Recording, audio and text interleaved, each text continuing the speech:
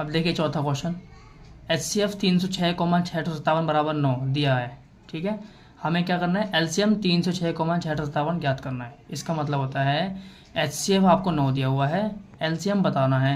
ये जो ब्रैकेट में संख्या होती हैं ये A और B के मान होते हैं, यानी पहली संख्या और दूसरी संख्या। जो हमने पिछले सवालों में दो संख्याओं के LCM HCF निकाले थे ना, वैसा ही है। दो संख्या दी है, HCF दिया हुआ है, LCM बताना है। देखो यही लिखेंगे हम, दिया है HCF 9, A का मान 306, B का मान 657। इस तरीके से आपको लिख लेना है। उसके बाद हम जानते हैं दो संख्याओं का गुणनफल बराबर HCF गुणा LCM, ये हमने पहले भी प्रूव कर रखा है ना। ये दो संख्या हो गई A और B। चलो HCF का मान 9 हो गया, LCM बताना है। A का मान 306, B का मान 657। इस तरीके से आपको रख लेना है, गुणा है तो गुणा में।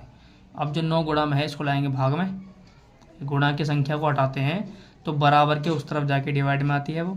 ठीक है, इन दोनों के बटे में लाएंगे। 9 3 27, 30 में से 27 काट दिए 3 बार में, 3 बचा इसके पास। 27 काटा 3 बचा ना, इसको दिया 36 हो गया, 9 चौक 36। तो 34 बार में कट जाएगा 9 से।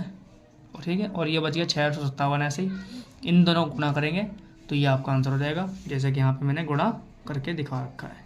4 7 28 को 8 हासिल 2 है ना, ये तो आता होगा। बस इस तरीके से आपको सॉल्व करना है। कोई डाउट कन्फ्यूजन हो तो आप पूछ लेना, वीडियो को रिवाइज करोगे आपको आराम से समझ में आ जाएगा। फिर भी कोई डाउट हो तो आप कमेंट में पूछ सकते हैं, आंसर दोबारा बता दूंगा कैसे हो रहा है।